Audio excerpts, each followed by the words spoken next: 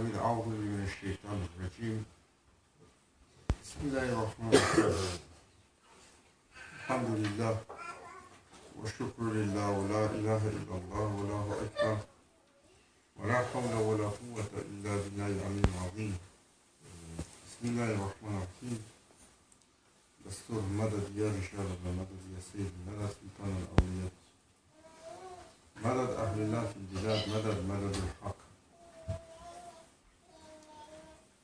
قالوا شو نقشبان تركتنا صفا والخير في الجمعين.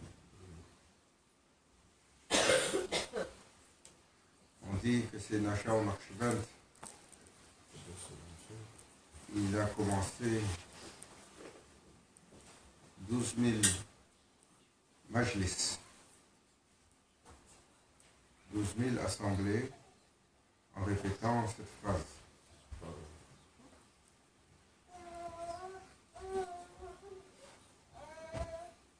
تركتنا صفا والخير في الجمعين. Mystère. Ils ont posé la question à Maulana Cheikh Nazim,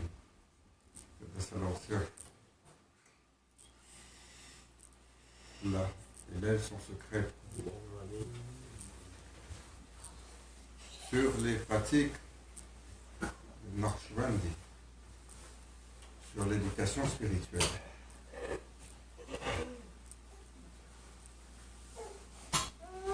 Parce que beaucoup de pratiques dans la méthodologie du travail intérieur.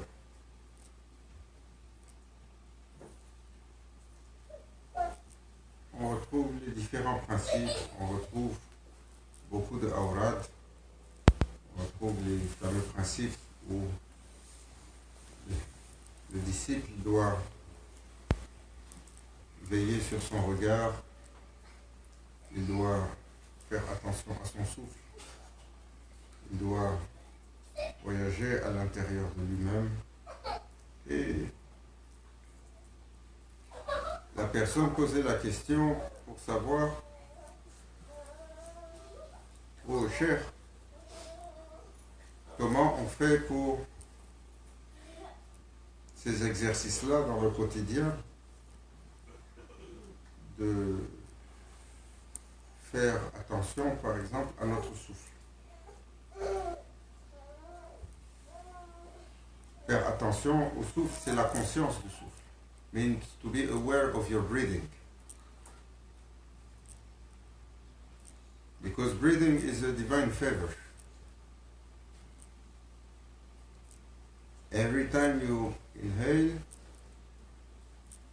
is by divine permission. And everyone you exhale, there is also a permission for it. And as the breathing, la respiration et le battement de cœur, breathing and heartbeat, is the great sign of our dependency of the most valuable gift, life. Si la respiration, elle s'arrête, ou si le cœur, il s'arrête, tout de suite, l'humain, son temps est écoulé. Alors, dans les exercices spirituels, pour bâtir la conscience, Hudurullah, de cette manifestation de la présence divine, pour que le serviteur, toujours, il s'exerce à se rappeler qu'il est constamment sous la faveur de son Seigneur. Et de ne pas tomber dans le raflat, dans l'insouciance. Alors, ce Mourid, il posait la question au Cheikh, comment on fait pour surveiller le souffle et comment on fait pour ces exercices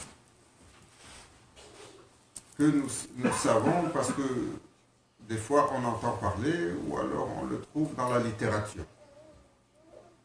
Usul Tariqa, sur les principes de la Tariqa et ses pratiques.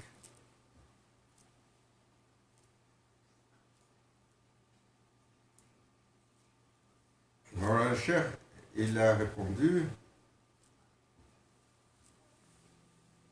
Tarikatuna sahwa wal khayru fil jama'i. Tout ce qui peut être comme exercice spirituel qui a été enseigné pendant 14 siècles sur l'héritage du prophète sallallahu alayhi wa sallam, sur les machères, on a permission de notre cher, de l'autorité du prophète sallallahu alayhi wa sallam, de le rassembler et de mettre son essence dans la sorte. J'y arrive. Pour celui qui comprend la valeur du majlis de sorte. Ça, c'est de la bouche de Maulana Cheikh, où il dit, dans l'assemblée de celui qui va s'asseoir dans le majlis, dans le compagnonnage du Cheikh, alors son état s'élève, et juste avec cette assemblée-là, tous les exercices spirituels sur lesquels il doit traverser, nous le faisons évoluer intérieurement.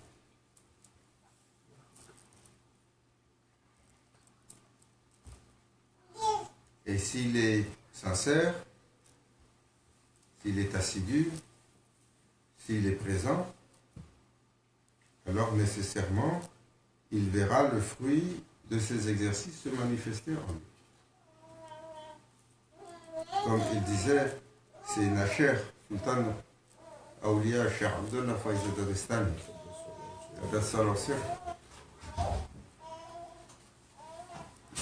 l'un des gros chevals de bataille au Bani Adam, lorsqu'il décide de l'exercice spirituel, c'est la constance. Garder la constance. La discipline de la constance, pour la chose de la spiritualité, est très difficile pour le nafs. Parce qu'il veut vaguer au bon plaisir de ce qui l'intéresse. Shariatullah, première étape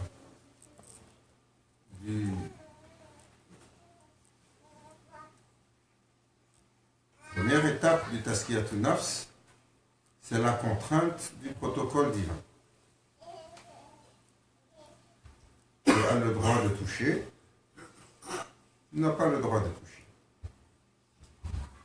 Ça, tu es autorisé, ça, tu n'es pas autorisé. Ça, tu peux, ça, tu ne peux pas.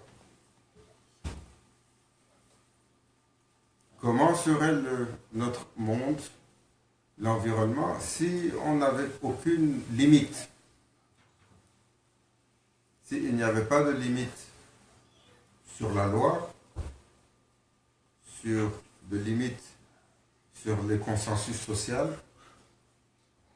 s'il n'y avait pas de limite sur ce qu'on peut faire.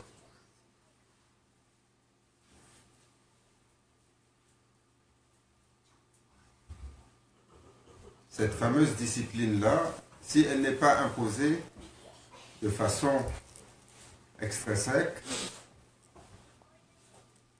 par un système qui a également ses méthodes, ses gardiens. Aujourd'hui, on a un système de loi. Dans la majeure partie des pays sur Terre aujourd'hui, c'est l'état de droit.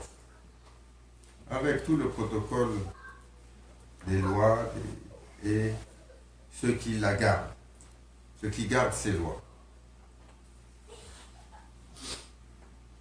Sharia, il a ce côté extérieur Mais il a un côté intérieur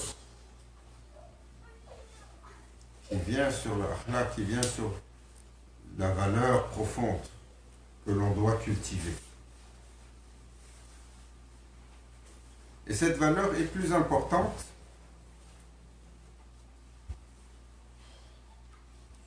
que l'élément extérieur, même si l'élément extérieur, la contrainte extérieure est nécessaire. Si vous ne mettez pas de limite, c'est comme la jungle. Même pour nous. S'il n'y avait pas d'impunité pour nos actions, Allah sait dans quelle folie on se retrouvera. Chacun d'entre nous.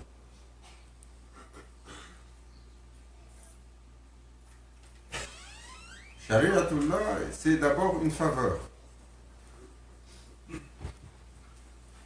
It's a divine favor. It's a measure that has been prescribed for the children of Adam, upon him, so they can evolve in a safety, secure, and honorable environment.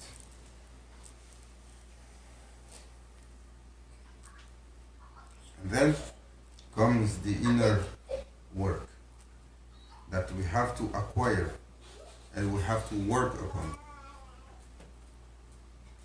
Values like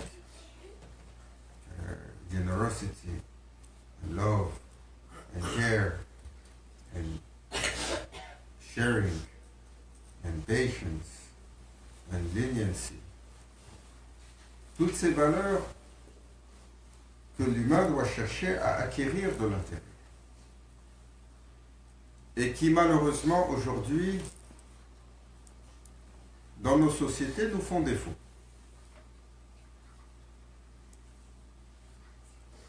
Tellement d'efforts on va mettre pour s'occuper du corps. Et nommer toutes les sciences qui s'occupent du corps, en partant de la médecine, en allant sur l'alimentation, en allant sur tout ce que nous portons, tous les systèmes qui font qu'on est bien. Les matériaux qu'on porte, les matériaux dans lesquels on vit, tous les systèmes automatisés qui nous entourent, tous les systèmes de plaisir qui nous entourent. Notre monde est bâti, on est sur une excroissance démesurée du côté matérialistique. Et de l'autre côté, l'esprit. Alors nous acquérons les connaissances. Très souvent, ce sont des connaissances liées aux choses de ce monde. Mais qu'en est-il du cœur?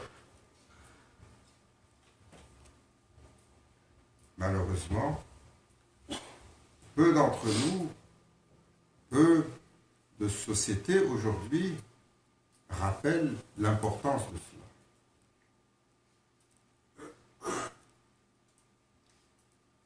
Et nous pouvons le voir dans nos préoccupations. Préoccupations sociales, préoccupations de nos gouvernances, préoccupations de nos leaders, préoccupations de tout un chacun. Qu'est-ce qui nous préoccupe quotidiennement? Allah! Les uns et les autres, qu'est-ce qui nous préoccupe? Comment on va mettre le pain sur la table? Comment on va être mieux pour le lendemain?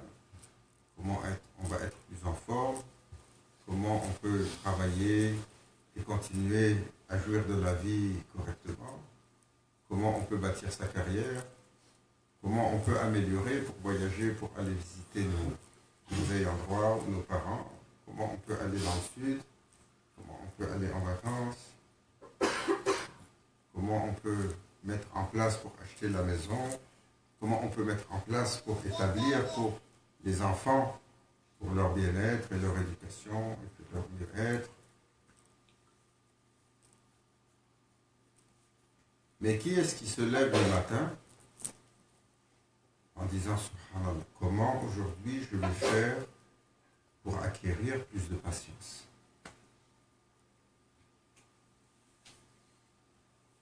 Qui se lève le matin et qui est préoccupé, ah Foulan, tu manques de compassion dans ton cœur. Comment tu vas travailler pour cela? Qui est-ce qui est préoccupé par son organisme, par son égoïsme? Qui est-ce qui est préoccupé par son narcissisme?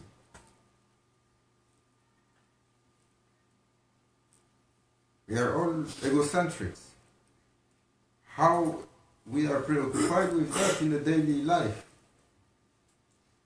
What is our preoccupation tells a lot about our real intention.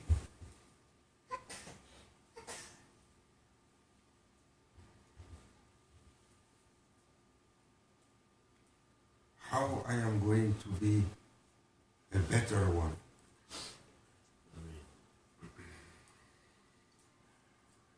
And it all leads to one point. How to become a good servant.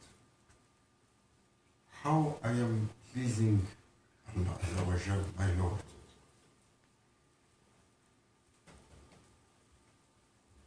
Et nous devons admettre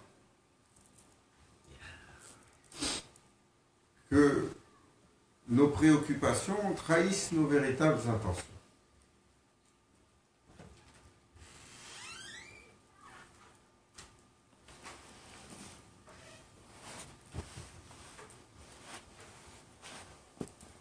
Toujours, l'humanité met tant d'efforts pour toutes sortes de choses. Et nous aussi. Tant d'efforts. Mais où mettons-nous l'effort de se dire je veux être une meilleure personne? Oh, je suis impatient. Comment aujourd'hui je vais vaincre cela? Je suis vindicatif. Toujours s'il m'a dit quelque chose qui ne me plaît pas, il m'a regardé comme ça ne me plaît pas, il m'a fait ce qui ne me plaît pas. Je garde la rancune et je veux retourner quelque chose d'un peu plus amer.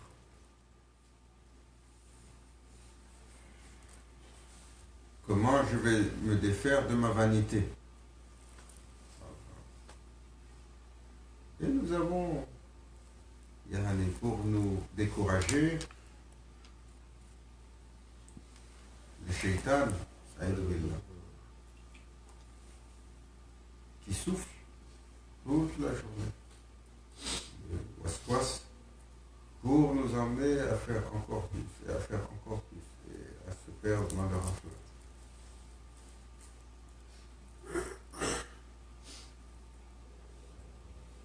Alors, Grand Cheikh disait, à propos de la constance,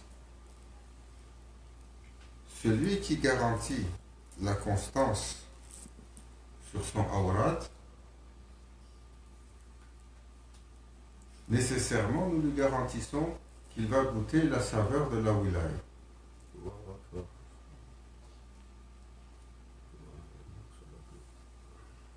That one that can keep constance on his dhikr, his awrad, he will necessarily taste the maqam of wali into this world.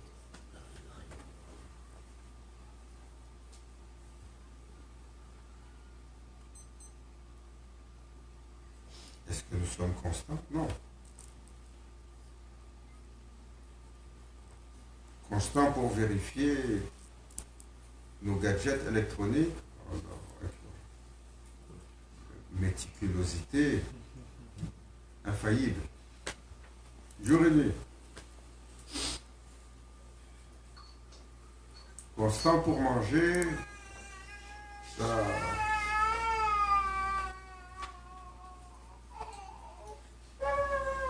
Constant pour suivre nos jeux les plus intéressants.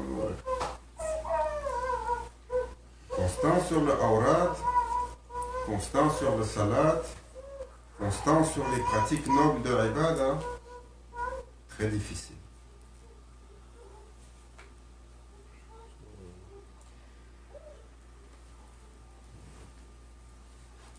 Et donc, c'est Nachar Naqshband, il disait Tarikatuna sahba wa khayru fi jama'iyya. Notre chemin, c'est le compagnonnage. Sur l'imitation du compagnonnage qu'a vont effectuer Sahaba al-Kiram avec le prophète sallallahu alayhi wa sallam. Et là-dedans, pour celui qui est sincère, pour celui qui est attentif, pour celui qui est patient, pour celui qui est endurant, pour celui qui pour celui qui repose son être sur son Seigneur, alors s'ouvre un autre univers. Alors s'ouvre une autre préoccupation.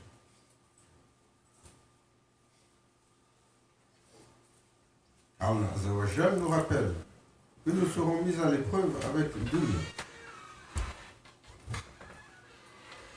Dans ce qui nous est licite dedans et dans ce qui nous est illicite. Ce qui nous est illicite, tout ce qui est attractif mais qui comporte un poison sur lequel Allah Azza wa Jal a mis un sanctuaire. Ce qui nous est licite, tout ce que nous pouvons. La nourriture nous est licite. Et aujourd'hui, Hadith Nawawi, le prophète sallam a prédit un des signes de la fin des temps, l'Akhir al-Zaman, de la conversation constante sur la nourriture.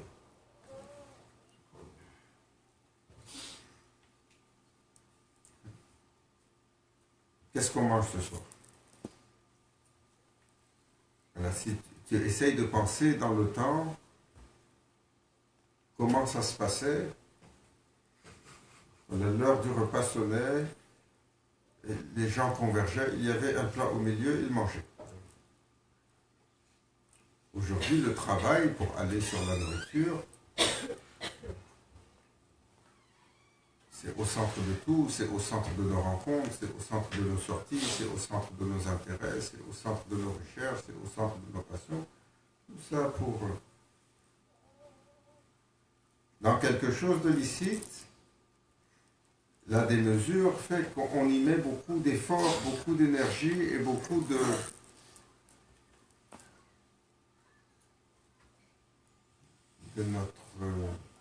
notre rizq, de notre provision.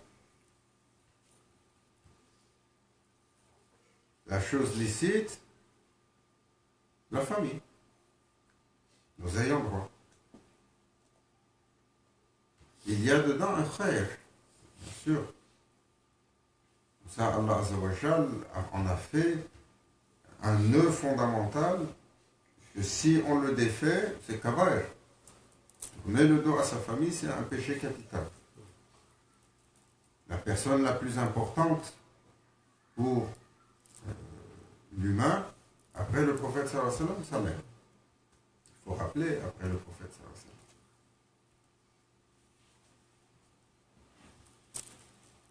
wa sallam, il est humble quand il adresse Sahaba al-Kiram et qu'on lui demande quelle est la personne la plus importante. Il répond ta mère. Mais la maman ne peut pas passer après le prophète sallallahu alayhi wa sallam. C'est l'une des conditions suprêmes de l'accomplissement dans le iman. D'aimer le prophète sallallahu alayhi wa sallam plus que tout. Et Allah Azza wa Jal dit, vous serez mis à l'épreuve avec vos familles, avec vos enfants, et avec vos commerces, et avec vos biens, qui nous sont licites. Et la mise à l'épreuve n'est pas forcément comme on le pense. Chaque fois qu'on a une chicane et que quelqu'un nous casse la tête, on dit « Ah voilà, ça c'est la mise à l'épreuve d'Allah pour moi. » C'est facile. Et la mise à l'épreuve, ô serviteur, comment tu remplis ton obligation envers tes ayants droit? Comment tu remplis ton obligation envers Allah Azzawajal dans le traitement que tu donnes à tes ayants droit, dans le temps que tu leur donnes, dans l'attention que tu leur donnes, dans la douceur de ton propos, dans le respect de ton geste.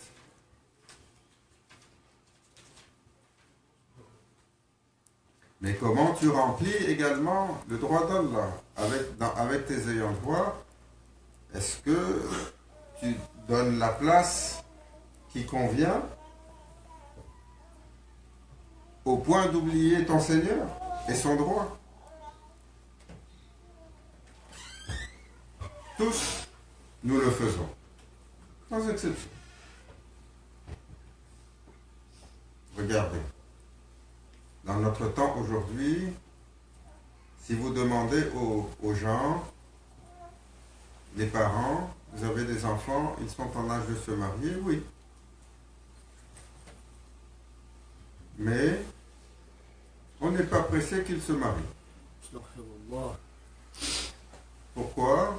Ils doivent faire leurs études. Et là, ils ont fini les études. On n'est toujours pas pressé qu'ils soient mariés. Pourquoi? Ils doivent trouver le travail. Et il a trouvé le travail. Est-ce qu'ils peuvent se marier? Non, il faut qu'ils s'établissent. C'est mon enfant, il faut qu'il déploie et qu'on dise, oh, voilà le fils ou la fille de Foulane, regardez comment il a fait. Et toujours, on va donner des excuses. Ah, c'est pour leur bien. Et le bien de l'enfant, c'est nous qui définissons ou c'est Allah qui le définit? Le bien de l'homme mature ou de la femme mature, c'est nous qui le définissons ou c'est Allah qui le définit? Et c'est digne. La moitié du chemin n'est qu'à sur le mariage. Le prophète sallallahu alayhi wa sallam, il a dit, c'est ma sunna, c'est la moitié du chemin. Dès que tu es en âge mature, même si tu n'as pas le moyen exorbitant aujourd'hui, il y a latif. Sahaba al-Kiram, il y en avait qui avaient tellement peu de moyens que mahar, c'est même une bague en fer, même pas en cuivre.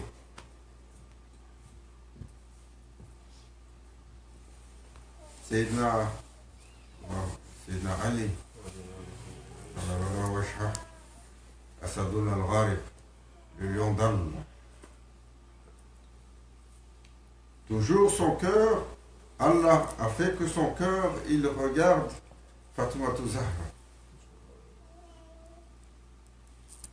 Mais dans son rapport avec le prophète sallallahu alayhi wa sallam, il est gêné et de regarder et de demander.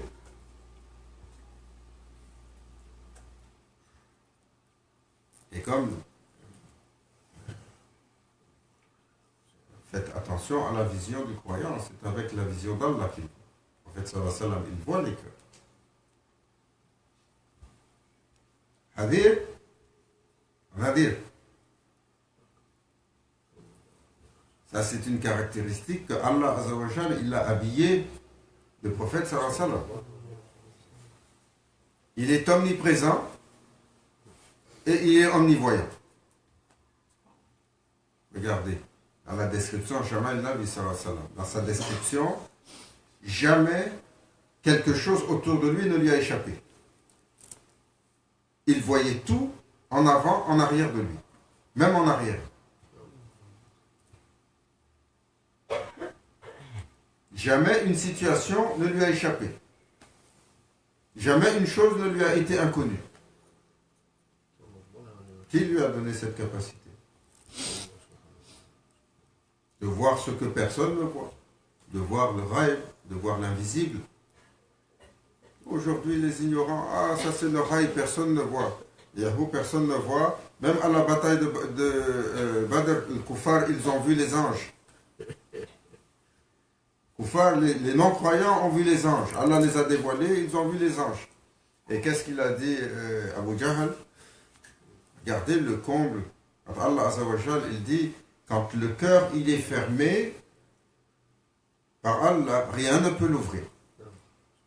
Quand Abu Jahl, il a vu les anges descendre, il a dit, on est tellement fort que leur Seigneur, il envoie des créatures des cieux pour pouvoir les aider. Au lieu de témoigner de cette grandeur suprême, parce qu'il voyait les anges qui descendent. Alors, sallallahu alayhi wa sallam, il a dit, oh Ali, pourquoi tu ne proposes pas Fatima? Et là, c'est Ali. Alors, il était gêné. Il dit, Ya Rasulallah, je n'ai rien. Le fakir absolu. Le futuwat, la chevalerie caractérielle, la chevalerie dans sa magnificence, Allah Azzawajal l'a descendu sur Sayyidina Ali. Chaque Sahaba, chevalier dans ce que Allah lui a donné. Mais il a forgé sur Sayyidina Ali quelque chose de spécifique sur le caractère noble, le caractère ascète, le caractère détaché et le caractère de la connaissance et du courage et de la force. Subhanallah. Il a dit, je n'ai rien. Et le prophète sallallahu alayhi wa sallam lui a dit, mais tu as ton bouclier, va le vendre, et de ça, tu peux avoir assez pour une dot. Subhanallah, si ils viennent pour demander la main de notre fille aujourd'hui, ya Latif. Et dans certains pays, encore pire que tous, sans les nommer.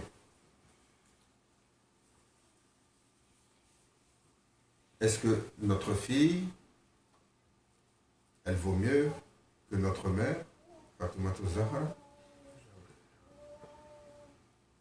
Est-ce qu'il y a un mariage après celui du prophète sallallahu alayhi wa sallam qui a été plus honoré sur terre? Regarde le dot. Mahar pour Sayyidatuna Fatoumata Zahra. Qu'est-ce qu'elle a demandé?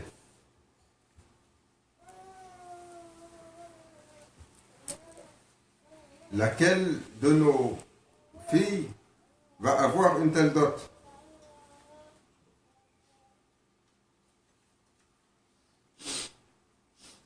Alors, on va revenir à la dot. Et là, allez, il est allé pour chercher quelqu'un pour vendre son bouclier. Il l'a trouvé, tout de suite il est allé voir son frère, Sayyidina Osman ibn Affan. Sayyidina Osman était parmi les Sahaba al-Kiram l'extrême décence. L'extrême décence. Subhanallah. Mais Allah Azzawajal lui avait donné aussi sur son héritage une fortune impressionnante, colossale. Cette fortune, elle venait du temps de Jahiliya, lorsque Abraham, le tyran qui était venu du Yémen avec ses éléphants, dans Surat al-Fil, on raconte l'histoire comment Allah Azzawajal l'a anéanti. Alors, ils l'ont appelé l'année de l'éléphant. Et Abraham, comme les seigneurs de guerre de ce temps-là, se déplaçait avec son trésor.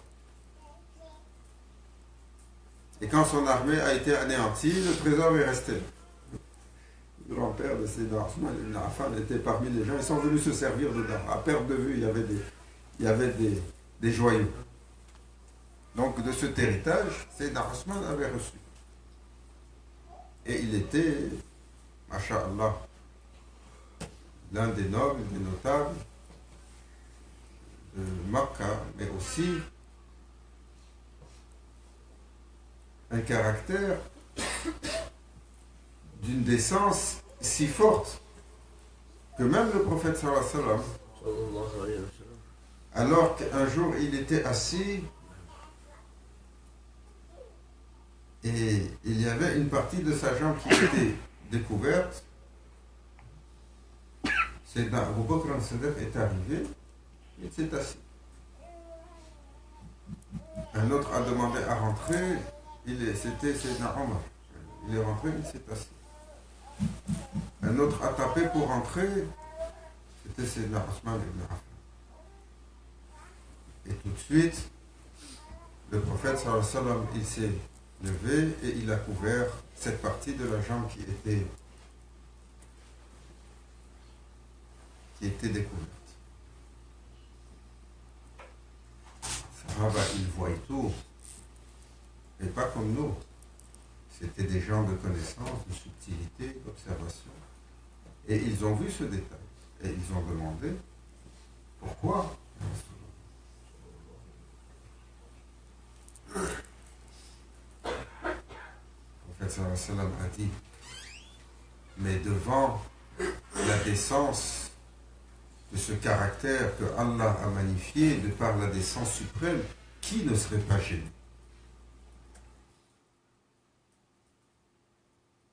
Qui ne serait pas gêné? Le prophète sallallahu alayhi wa sallam a couvert un corps devant Sayyidina Othman ibn Affan, alors que nous, se couvrir, chicane, c'est naturel chez le nafs. Il veut tout enlever. Et toujours des excuses. Vous le voyez avec les jeunes. Surtout dans les pays froids comme ça. Essaye de mettre de l'habiller. Il veut enlever. Dès que il devient adolescent, Allahu Akbar, la belle température arrive. On a vu ça hier ou il y a 2 jours. On veut tout enlever déjà. Et toujours on va trouver des excuses. Comme on trouve l'excuse ici, les zaouya, c'est pas comme le masjid. On peut lésiner sur le protocole, sur notre apparence. Faites attention. Le protocole de zaouya, même si en apparence, c'est très social. Le zaouya, sa formalité est différente.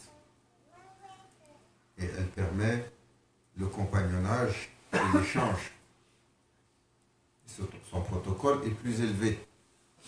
Parce que c'est un majlis où est-ce que vous êtes mesuré sur chaque espace. Votre intention est mesurée sur la façon dont vous faites attention aux détails les plus subtils.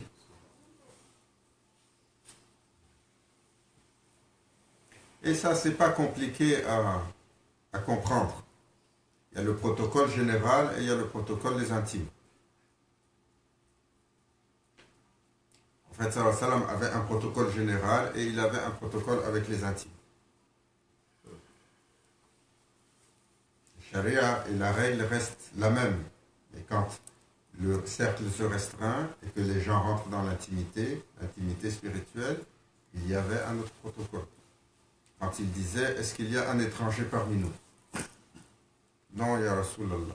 Alors fermez les portes. Et Allah sait ce qui se dévoilait, ce qui s'ouvrait, et ce qui était descendu, et ce que le prophète sallallahu alayhi wa sallam magnifiait, Sahaba al-Kiram.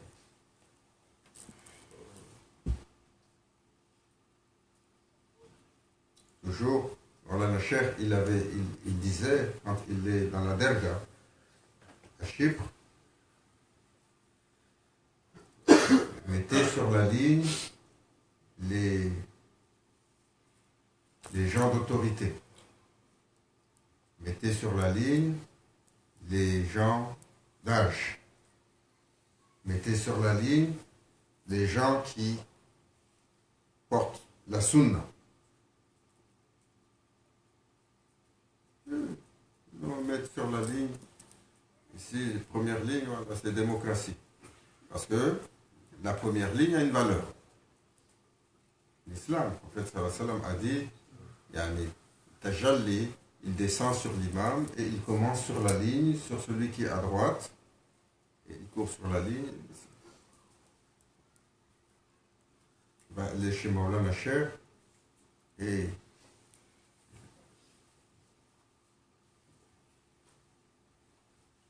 va faire ça démocratique. C'est un protocole de respect. Comme traditionnellement, chez nous, toujours, tu donnes le respect aux aînés, tu donnes le respect à l'autorité, tu donnes le respect à ton papa, tu donnes le respect au grand-père, tu donnes le respect aux ulémas.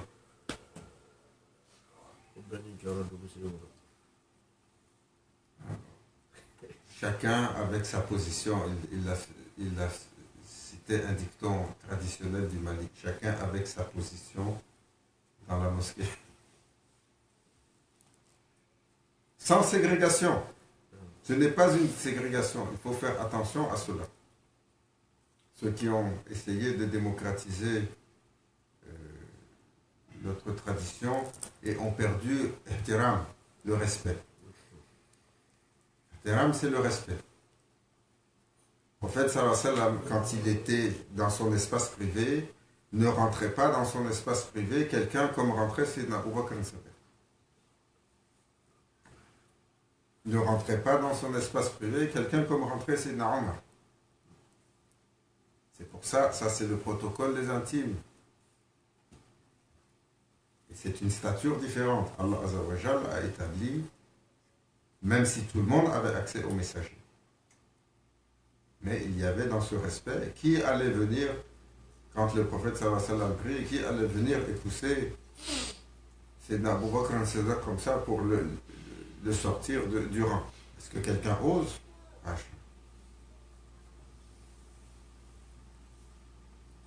Même si, fakir, quand ils sont venus et ils ont commencé à distribuer la nourriture, une fois dans le masjid, ils ont demandé, quelqu'un est venu, il a demandé, est-ce qu'on peut avoir un peu de nourriture pour celui-là qui est là-bas? Ils ont demandé, mais c'est qui est là-bas qui n'a pas de nourriture? Il a dit, c'est le calife. Il a un peu faim, il n'a pas de nourriture. Il était Amir al-Mu'minin, les gens allaient récupérer de la nourriture pour lui donner parce qu'il n'avait pas à manger. Les gens donnent, qui comprennent que la position d'autorité, c'est une position de service et pas une position de privilège, comme nos leaders aujourd'hui, tous autant qu'ils sont. Quelques-uns qui ont gardé la bonne vertu, parmi les moulouks. Subhanallah. Mais sinon, majoritaire, et tu le vois dans les déploiements, quand ils vont en vacances et qu'ils amènent leurs ayants droit et qu'ils déplacent des mondes et des avions entiers et avec tellement de choses dedans, juste pour aller se promener 2-3 jours. Allah Azza wa Jal nous honore du trésor de l'islam. Il imprègne nos cœurs de la présence d'Allah Azza wa Jal, de la présence du prophète. Alors, passer au dhikr, Sayyidina Ali, il a vendu à Sayyidina Osman ibn Affan son bouclier. Et Sayyidina Osman, il l'a largement payé. Et quand il l'a payé, il lui a donné le bouclier en cadeau. Il a dit maintenant que je l'ai acheté, alors je te redonne ça comme présent, comme cadeau. Et alors il est venu faire la demande. Et quand Fatoumata Zahra, elle a reçu la demande, elle a dit, oh mon père, je peux accepter. Comment tu ne peux pas accepter? Est-ce qu'il y a un homme plus valeureux et plus honorable que Sayyidina Ali qui est venu pour te demander? Moi, je veux une condition. Je demande une condition pour mon mahar, pour la dot, que j'ai shafa, yom al-kiyama, sur ta umma.